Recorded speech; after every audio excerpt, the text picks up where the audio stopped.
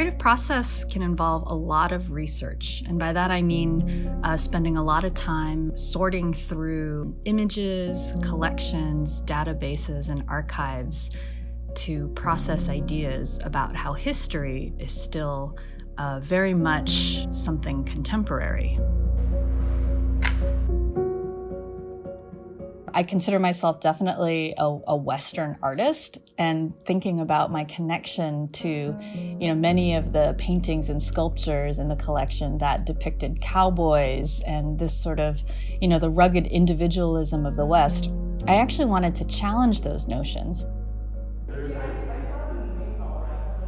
All of the photographs and artworks in my show appropriate images from the Carter's collection, but kind of, give it a spin by, manipulating them and digitally enhancing them, either through the chroma key green color of one of the large murals, or doubling and flipping the images so they're almost like a Rorschach test. My idea was that, we're hopefully thinking about the setting of the American landscape in a different way. I do think on the elevation it was like the hallway center looked so important, but now that we're here in the space and it's so big, you can't even take that all in at one place really.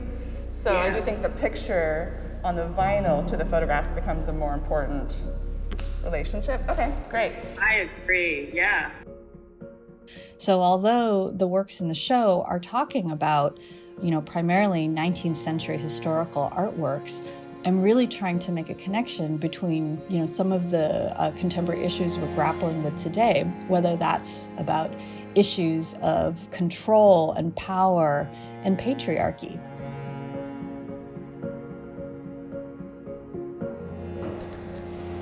Yeah, I would think we should have all the art up by end of day today. The images on display here are definitely a subjective perspective, and one that, highlights this notion of rugged individualism, or even, a kind of colonial legacy or power structure. And in many cases, indigenous voices were either erased or turned into kind of romantic visions of, what their realities were.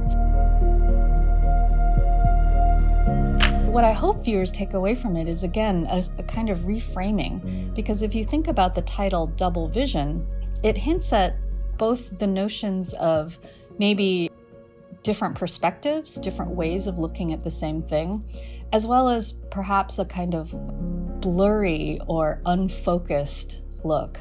Because in a way, the artworks that comprise the Carter's initial collection really told the story of the United States from one perspective, which was the perspective of the dominant culture. These ideas were very much of their time, but they're also still with us in many ways, whether that's through how we're taught in schools about American history, as well as how we, reference and think about American individualism.